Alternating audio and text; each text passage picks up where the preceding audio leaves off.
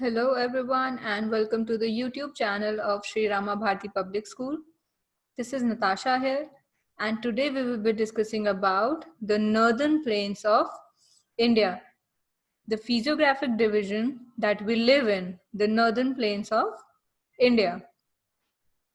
Now let us have a look at the states, at the Indian states that fall under the northern plains.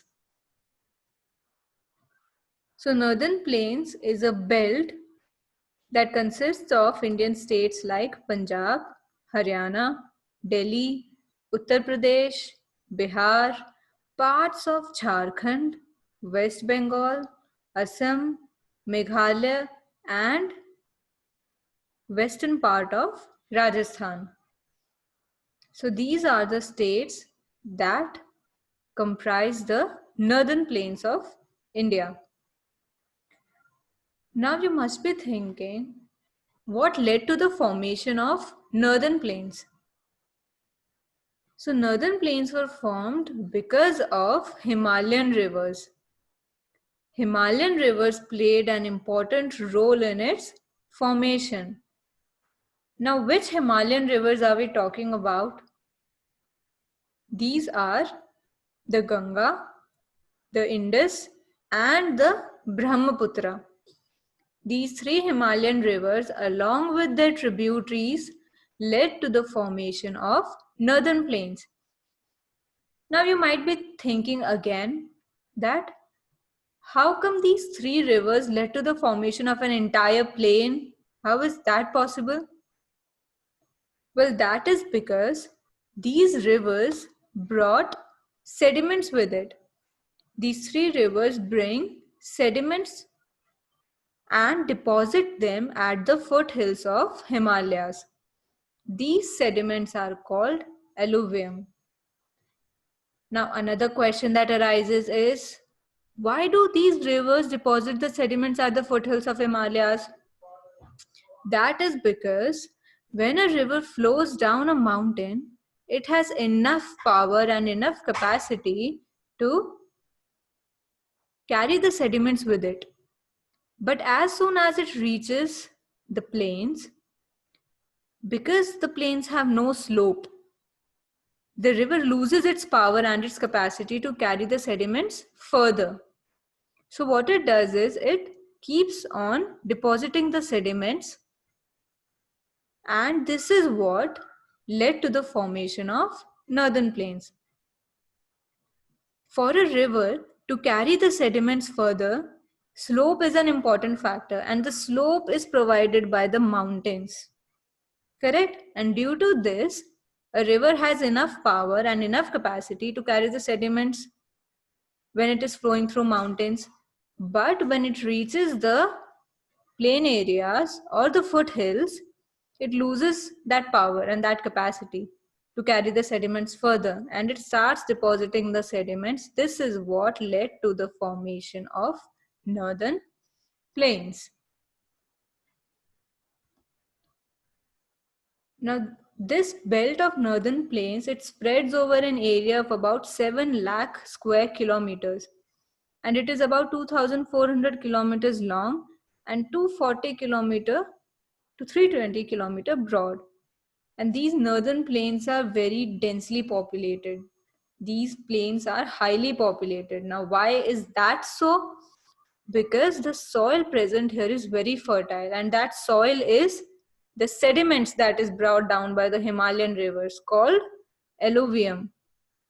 And this alluvium is very fertile. And the second reason is abundance of water. Since Himalayan rivers flow through the northern plains, there is abundance of water, plenty of water is present, which makes this region an agriculturally productive region. It is easy to grow crops in this region. Apart from that, there are many geographical features present in northern plains, such as riverine islands, distributaries. Now, what are these terms? We will get to know one by one. A riverine island is an island or a landform that is formed when a river deposits the sediments and a land surface is formed between the river.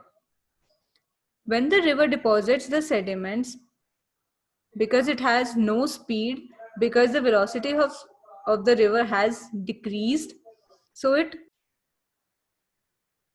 deposits the layers of sediments. And when these sediments gets layered up, they form an island in between the river itself. And when this happens, this form of island is called a riverine island. As you can see in the picture, this land surface is a result of the sediments.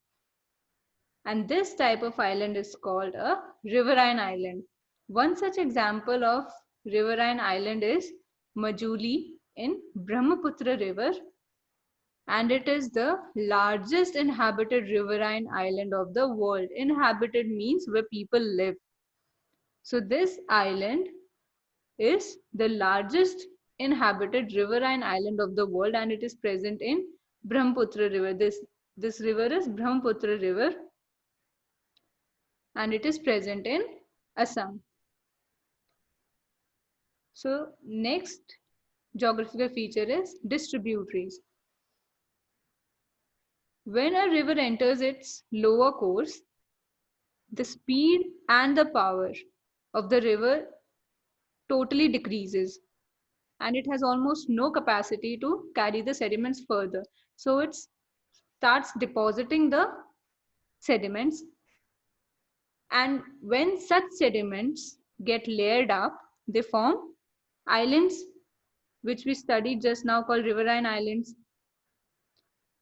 Now, due to these islands, the river starts cutting itself into various channels, or starts distributing itself into various channels. These channels are called distributaries. So when the river splits itself into number of channels, due to these riverine islands or due to these land surfaces, it is called distributaries. In next session, we will discuss about the divisions of northern plains. Till then, stay safe, stay happy, and have a good day.